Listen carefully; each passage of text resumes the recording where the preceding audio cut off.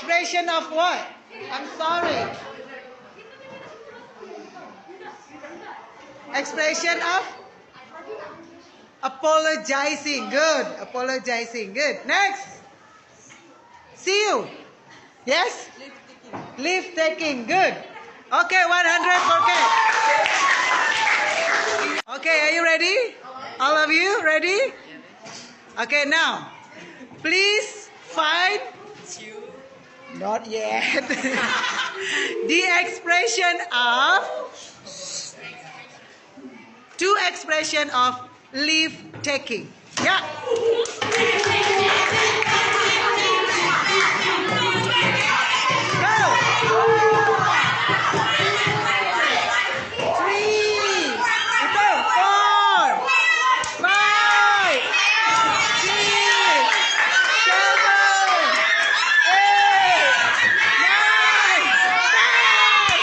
Expression of greeting that you get? Hi. Hi. And then? Good evening. Good evening. Okay. You? Good Good night. night. How are you? Good morning. Only one. Okay. Greeting. Greeting? Hello. Hello. Okay. Is greeting expression? No. Greeting is not the expression. Yeah. Okay. So 100, 150, and 50. Dog? Cat?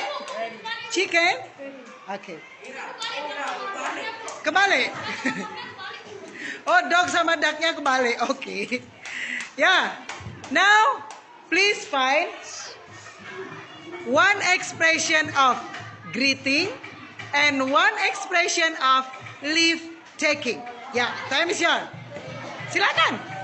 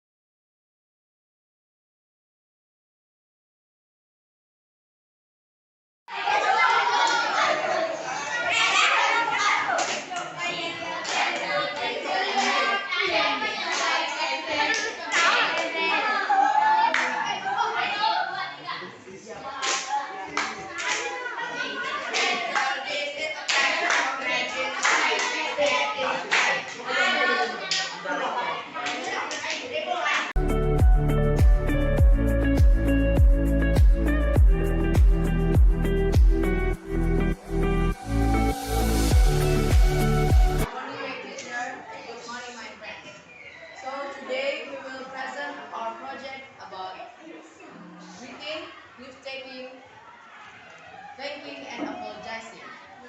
I am Brian. He is Evan. He is Bripayana, and he is Rizky.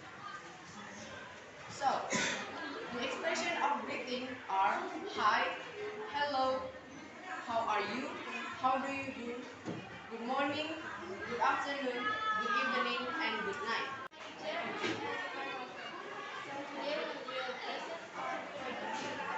Greeting, thanking, and apologizing. I'm Andin. He is Mila. He is Dikra. He is Raffi. The expression of greeting are hello, hi, how do you do, how are you, good morning, good afternoon, good evening, and good night. The expression of thanking, goodbye, see you again, nice to meet you, bye bye, see you later. The expression of thanking are thank you so much, thanks, Rocky, and don't God bless you, and sorry, I'm so sorry for all, thanks for the presentation. Can you tell me what is apologizing in Bahasa?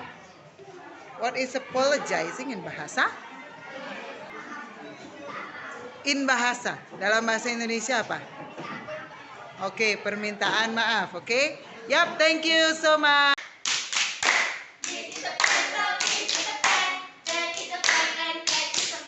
Good, thank you.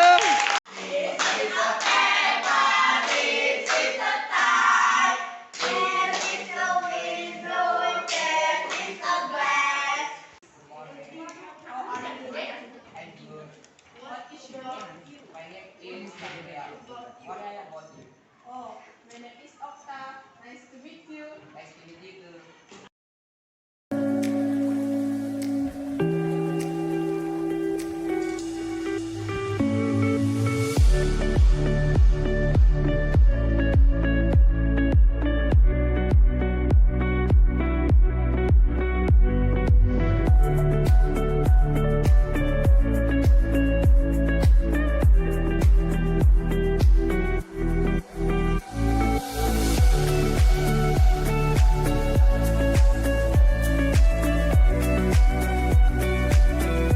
Halo, saya Resi Fauzi dari kelas 7A. Saya senang belajar bahasa Inggris di kelas bersama Bu Yati karena Bu Yati selalu mengajar dengan perasaan happy dan diiringi canda tawa.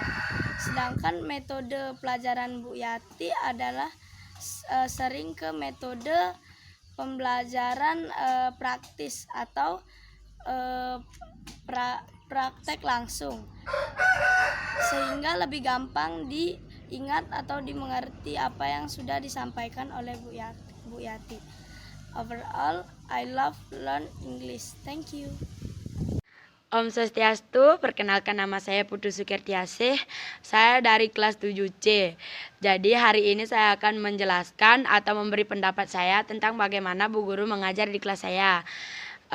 Pendapat saya itu tentunya sangat senang sekali karena Bu Guru mengajar di kelas saya dengan perasaan yang sangat sabar. Dan Bu Guru juga tidak pernah marah ketika ada yang ribut di kelas. Bu Guru pasti menegur dengan perlahan. Dan dengan itu saya bisa mengerti apa yang Bu Guru ajarkan di kelas. Dan jika saya tidak mengerti, saya bertanya dengan Bu Guru. Bu Guru pasti menjelaskan dengan baik hati agar saya bisa paham tentang apa yang diajarkan Bu Guru. Saya juga sangat senang ketika Bu Guru mencari cara agar kita bisa menghafal apapun itu. Dan gimana pun kondisi di kelas saya, Bu Guru pasti sangat sabar. Bu Guru adalah guru yang paling saya sukai. Semangat terus ya Bu Guru. Dan demikian pendapat dari saya. Terima kasih. Perkenalkan, nama saya Gus Jari Brian. Jadi menurut saya cara mengajar yang dilakukan oleh Bu Yati sudah sangatlah bagus. Jadi kita bisa mengerti materi dengan baik dan bisa mempraktekannya secara langsung. Seperti materi greeting, yaitu salam sapa dalam bahasa Inggris. Kita bisa menyapa orang dalam bahasa Inggris secara langsung. dan juga metode-metode belajar yang sudah dilakukan oleh Bu Yati sangat menyenangkan. Seperti menyisipkan beberapa game saat kita belajar agar suasana belajar juga lebih menyenangkan dan tidak tegang. Jadi itu saja yang bisa saya sampaikan. Nama saya Kemang Lestari, kelas 7C. Perasaan saya ketika diajarkan oleh Miss Yatik sangat happy karena metode yang digunakan sangat menarik dan asik, sehingga materi mudah dipahami. Terima kasih. Hello my teacher and my friend, good morning. Saya selama diajarkan oleh Bu Yati, saya merasa senang karena Bu Yati mengajarkan dengan candaan tapi penuh keseriusan.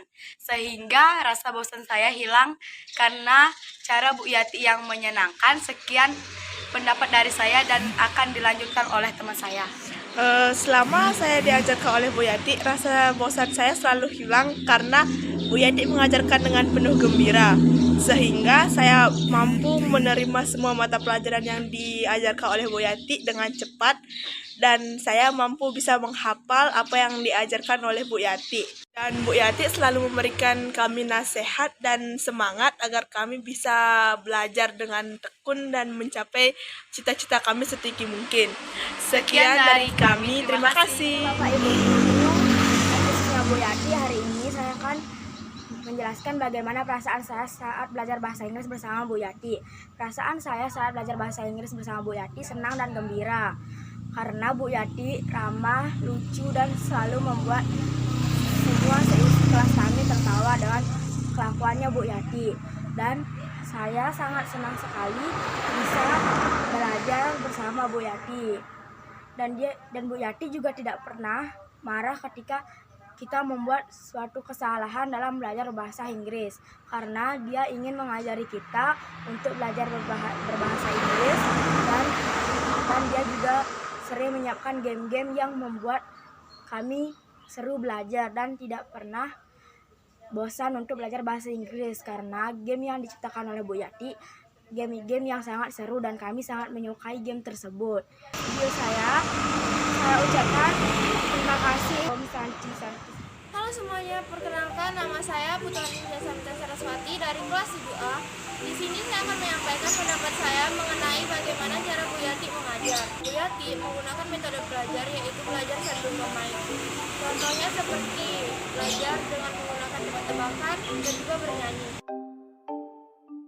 Terima kasih.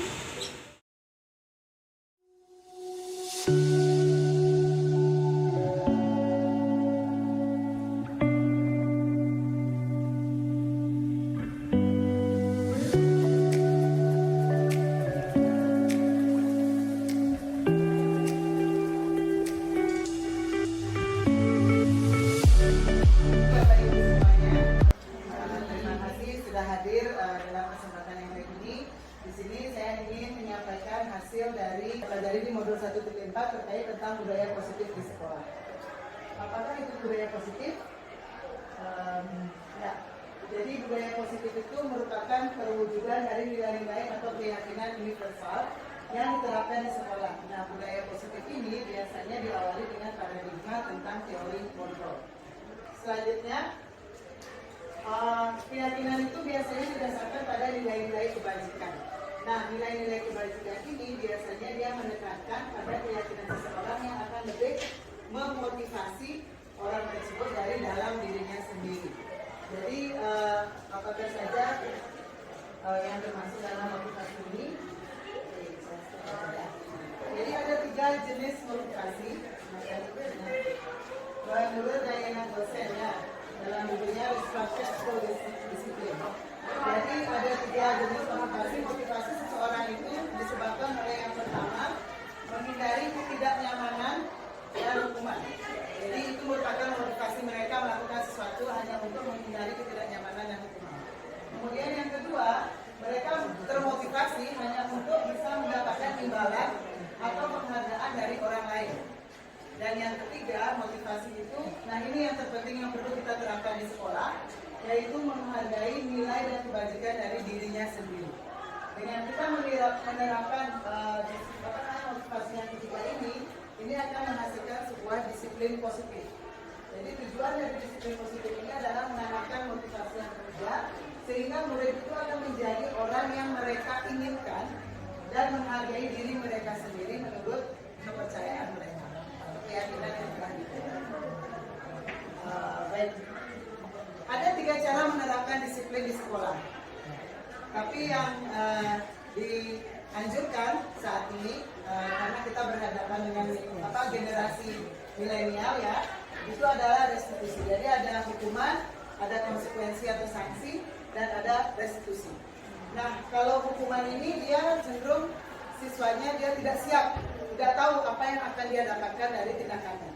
Sementara kalau konsekuensi mereka sudah tahu akibatnya karena juga bisa berdasarkan kesepakatan. Sementara kalau restitusi itu bagaimana kita membangkitkan keyakinan mereka akan kesalahan yang mereka buat.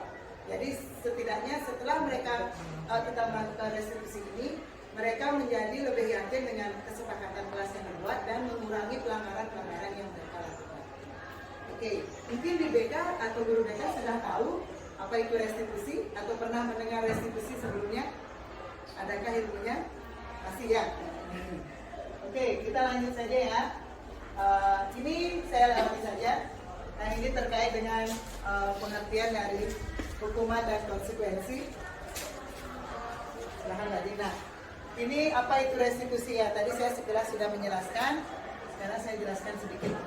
Jadi restitusi ini adalah proses kolaboratif yang mengajarkan murid untuk mencari solusi dari masalah mereka dan membantu murid berpikir tentang orang seperti apa yang mereka inginkan dan bagaimana mereka harus memperlakukan orang lain.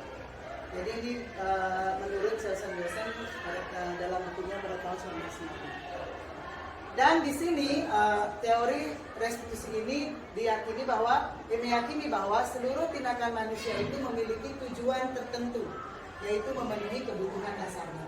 Jadi setiap tindakan siswa apapun itu sebenarnya ada alasannya kenapa dia melakukan itu. Dan tidak lain adalah hanya untuk memenuhi kebutuhan dasarnya.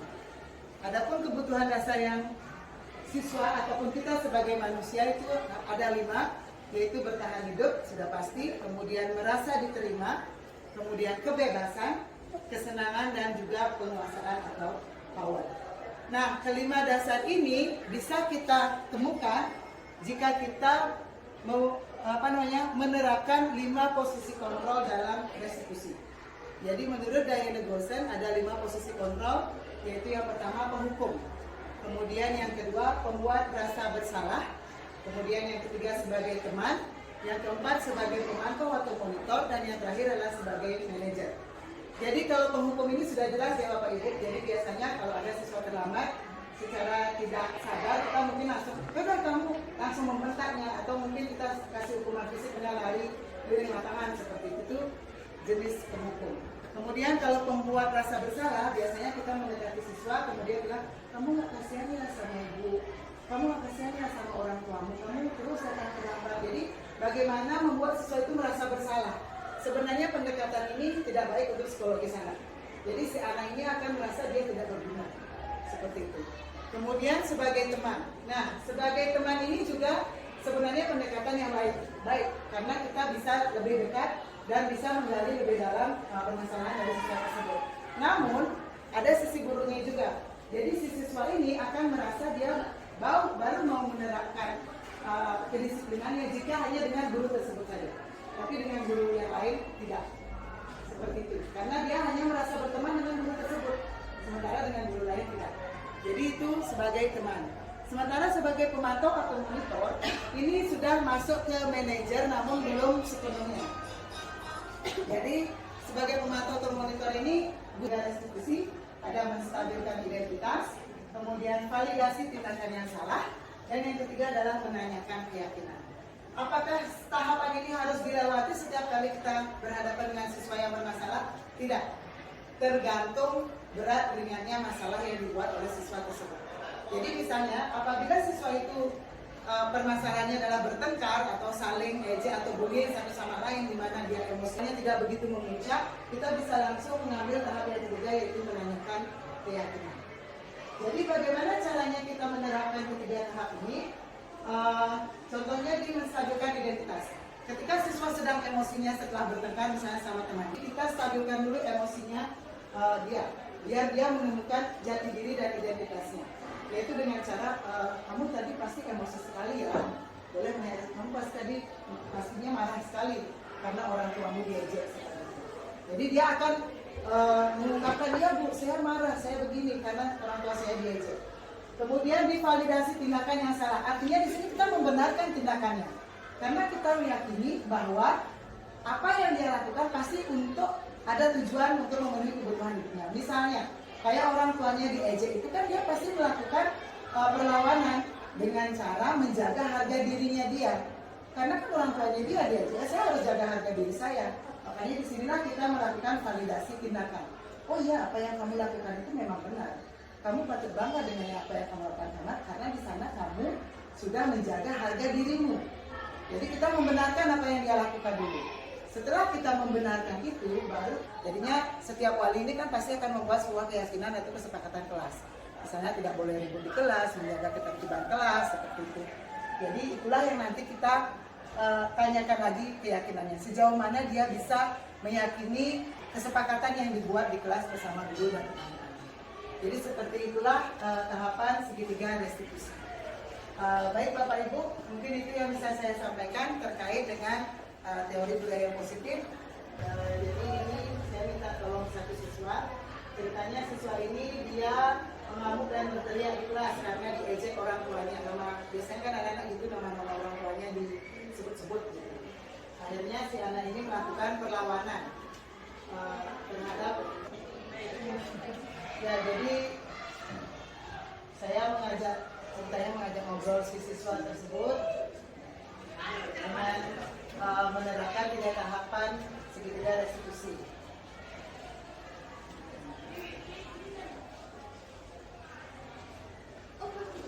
Nah, jadi di sini tahap pertama yang saya lakukan adalah menstabilkan identitasnya dulu karena dia terlihat sangat emosi sekali ketika orang tuanya diejek. Tadi berteriak di kelas itu apakah sudah sesuai dengan kesepakatan kelas yang dibuat seperti itu? Baik Bapak Ibu, demikian saja presentasi saya. Terima kasih banyak atas waktunya. Bapak Ibu.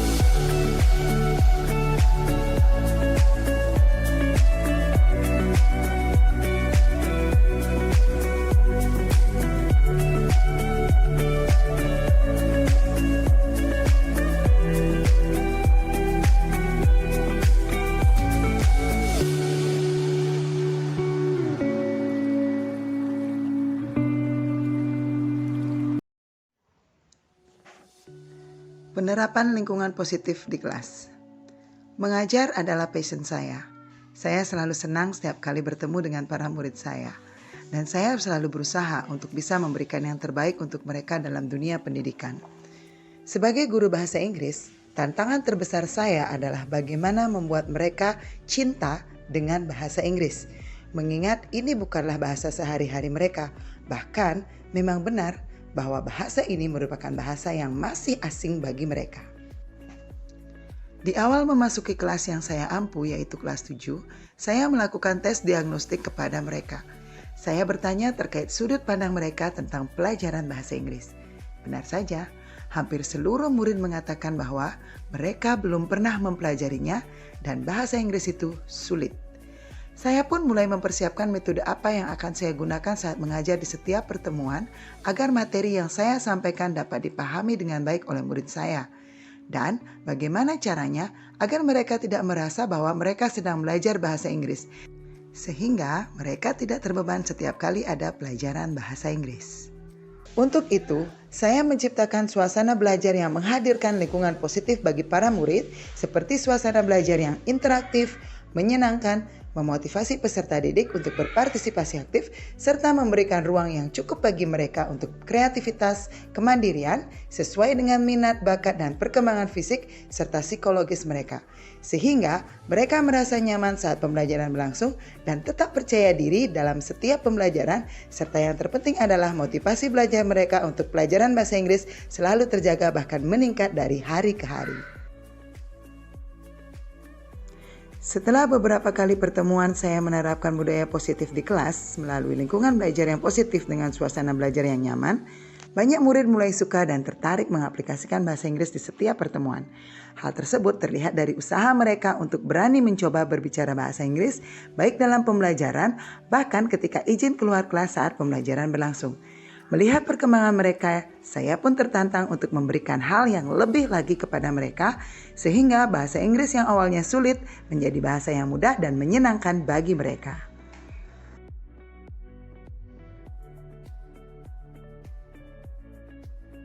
Pengimbasan budaya positif di SMP Negeri 1 Grogak. Penerapan budaya positif di sekolah ini sebenarnya sudah berlangsung sejak lama. Hanya saja ada beberapa hal yang dalam proses untuk diperbaiki sehingga warga sekolah benar-benar bisa melakukannya dengan baik. Saya merupakan CGP angkatan pertama di sekolah ini dan saya diberikan kesempatan untuk berbagi praktik baik dengan rekan sejawat. Untuk itulah saya gunakan kesempatan ini untuk berbagi pengetahuan, pemahaman serta pengalaman saya di CGP kepada rekan-rekan saya.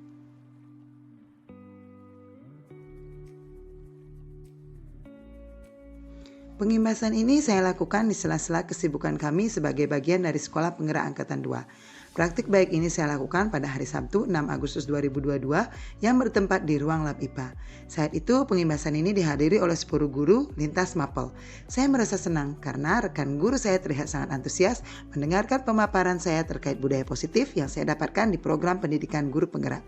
Hasil dari pengimbasan tersebut, ternyata banyak guru yang baru menyadari bahwa hukuman dan konsekuensi bukanlah hal yang baik dalam penegakan disiplin di sekolah. Selain itu, beberapa rekan guru juga baru mengenal istilah restitusi sebagai salah satu cara penerapan disiplin positif di sekolah. Restitusi bukanlah hal baru, namun penerapannya di sekolah belum dilakukan secara maksimal. Biasanya guru hanya menggunakan hukuman maupun konsekuensi dalam mendisiplinkan murid. Dan dengan saling berbagi terkait hal ini, kedepannya saya sangat berharap rekan guru dapat menggunakan restitusi di sekolah. Selain itu, saya juga menjelaskan tentang 5 kebutuhan dasar murid. Dengan mengetahui hal ini, saya harapkan rekan guru saya dapat memahami bahwa setiap tindakan murid itu ada kebutuhan dasar yang ingin dipenuhinya. Dalam pembelajaran di kelas, saya juga menyampaikan terkait 3 jenis motivasi seseorang. Dengan menjelaskan ini, saya ingin rekan guru juga mengurangi bahkan tidak menggunakan hukuman maupun penghargaan atau imbalan dalam meningkatkan motivasi belajar murid. Karena sejatinya, motivasi yang datang dari diri sendiri itulah yang terbaik untuk masa depan mereka. Dengan motivasi internal ini, mereka akan menjadi pembelajar sepanjang hayat yang menghargai nilai-nilai kebajikan diri sendiri. Serta saya pun menganjurkan kepada para guru untuk cenderung membuat keyakinan kelas bersama murid sehingga dapat membuat suatu kesepakatan bersama. Saya merasa sangat senang dapat berbagi dengan rekan guru hebat di sekolah saya. Namun sayangnya beberapa kegiatan kami tidak terekam di video karena permasalahan pada perangkat yang digunakan untuk merekam. Saat itu saya meminta tolong salah satu rekan saya untuk mengabadikan momen tersebut. Namun karena HP memori tersebut full, akhirnya beberapa kegiatan kami itu terhapus otomatis.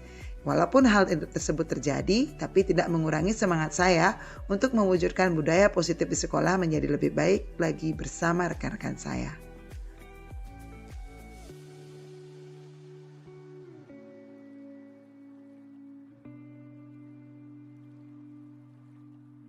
Adapun rencana perbaikan yang ingin saya lakukan dalam implementasi budaya positif di kelas adalah memanfaatkan teknologi secara maksimal dalam pembelajaran serta lebih membangun lagi pembelajaran yang menyenangkan bagi murid sehingga mereka akan lebih termotivasi untuk menggali potensi yang ada dalam diri mereka dan semakin percaya diri akan kemampuan mereka terutama di pelajaran bahasa Inggris.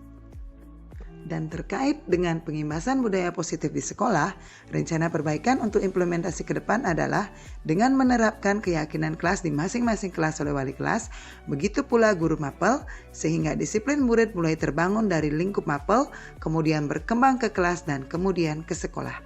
Selain itu, implementasi lainnya adalah penerapan segitiga restitusi di setiap kelas oleh guru jika menemukan permasalahan saat mereka sedang mengajar di kelas tersebut. Saya yakin dengan penerapan keyakinan kelas dan juga segitiga restitusi akan membangun disiplin positif di sekolah. Demikianlah aksi nyata modul 1.4 terkait budaya positif di sekolah. Terima kasih dan salam guru hebat.